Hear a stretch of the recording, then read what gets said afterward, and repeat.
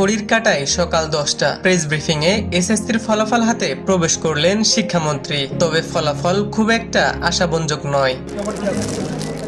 পাশের হার ও GPA-5 দুটির সূচকই গতবারের চেয়ে কিছুটা নিম্নমুখী। যদিও রেজাল্ট সুন্দর হয়েছে বলে এ সময় রসিকতা করে শিক্ষামন্ত্রী বলেন, মন খুলে গান গাওয়া যায়, শুধু নম্বর দেওয়া যায় না। খারাপ বলছেন কেন? এটা সুন্দর রেজাল্ট হয়েছে। মন খুলে গান গাওয়া যায়, মন খুলে নাম্বার দেওয়া যায় না। 11টি শিক্ষা বোর্ডে এবার গড় পাশের হার 62.25%। তবে দেশের 312টি শিক্ষা প্রতিষ্ঠান থেকে এবার কেউ পাশ করতে পারেনি। সাথে কমেছে শতভাগ পাশ করা শিক্ষা প্রতিষ্ঠানের সংখ্যাও। সাংবাদিক সম্মেলনে এই ফলাফলকে বর্তমান শিক্ষা ব্যবস্থার বাস্তব চিত্র বলে উল্লেখ করেন শিক্ষামন্ত্রী। তবে মন্ত্রণালয় পাশের হারের এই পতনকে শিক্ষার গুণগত মান যাচাইয়ের অংশ হিসেবেই দেখছে বলে জানান তিনি। সারা দেশের শিক্ষা ব্যবস্থা যদি কোনো রকম ভাবে ক্রম সংখ্যায় কমতে থাকে এবং 0% যদি কোনো স্কুলে কলেজ মাদ্রাসা পাস করে, সেগুলোকে অ্যাড্রেস করা, এই এক্সপেরিয়েন্সটি আমার আছে এবং সেই এক্সপেরিয়েন্সের আলোকেই আমরা কাজ করব।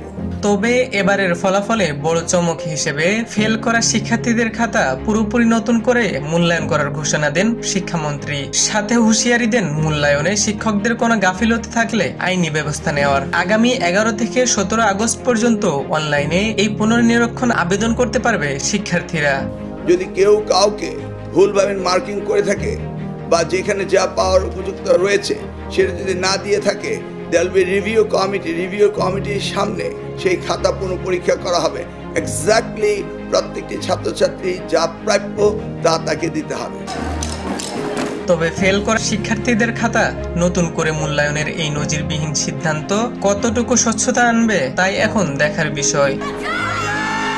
মাধ্যমিকে উঠতেই করোনার হানা, এরপর বারবার কারিকুলাম পরিবর্তন, সব মিলিয়ে শিখন ঘাটতি এবং নানান সংকটের পরেও এবার 100 জনে পাশ করেছে 62 জনের বেশি। উত্তীর্ণ শিক্ষার্থী, শিক্ষক এবং অভিভাবক সবার চোখে মুখেই আনন্দ এবং উৎসব। সবার প্রত্যাশা, এই শিক্ষার্থীরা আগামী শিক্ষা জীবন শেষ করে দেশ এবং জাতির জন্য কাজে আসবে।